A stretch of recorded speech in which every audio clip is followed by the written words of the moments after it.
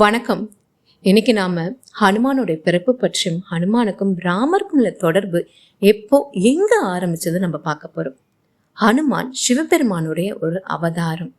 ஹனுமானுடைய தாய் அஞ்சனா சிறந்த சிவ பக்தை. அவங்க எப்பவும் சிவபெருமானை நினைச்சிட்டே தியானம் பண்ணிட்டு இருப்பாங்க. சிவபெருமானை தனக்கு மகனாக பிறக்க வேணும்ன்ற ஒரு ஆசை வச்சுட்டு இருந்தாங்க.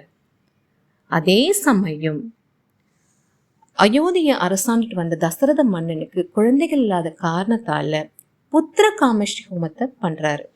ரிஷியசிங்கிற முனிவர் தான் அந்த ஹோமத்தை செஞ்சு வைக்கிறாரு. அந்த ஹோமத்தால சந்தோஷம் அடைஞ்ச அக்னி தேவன் அந்த ஹோம குண்டத்துல இருந்து ஒரு கிண்ணம் பாயாசத்தை தசரத மன்னர்கிட்ட கொடுக்குறாரு. அந்த பாயாசத்தை அவங்க 3 மனைவிகள்கிட்டையும் கொடுக்க சொல்றாரு. தசரத மன்னரும் ஒரு பங்கு பாயாசத்தை கௌசல்யாவுக்கு கொடுக்குறாரு. அதுக்கப்புறம் இன்னொரு பங்கு பாயாசத்தை கைகைக்கு கொடுக்குறாரு. அதுக்கப்புறம் 2 பங்கு பாயாசம் இருந்தது, அதை சுமத்ராவுக்கு கொடுக்குறாரு. சுமத்ரா அந்த பாயாசம் குடிக்கும் போது சில பருக்கை பாயாசம் கீழே விழுந்துருது.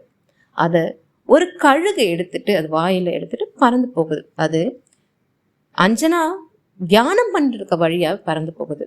வாயு பகவானுடைய ஆசீர்வாதத்தால அந்த கழுகு வாயில இருந்த அந்த பாயாசோட பருக்கை அஞ்சனாவோடைய கையில விழுது. அவங்களும் பூஜையெல்லாம் முடிச்சுட்டு தியானம்லாம் முடிச்சுட்டு பிரசாதம் சாப்பிடும் போது அவங்க இந்த பருக்கை பாயாசம் சாப்பிட்றாங்க. கௌசல்யா, கைகை, சுமித்ரா 3 பேரும் ராமர், பரதர், லக்ஷ்மண், சத்ருகன் பிள்ளைகளை பெற்றெடுக்கிறாங்க. அதே மாதிரி இங்க அஞ்சனாவும் சிவபெருமானுடைய அவதாரமான ஹனுமான பெற்றெடுக்கிறாங்க.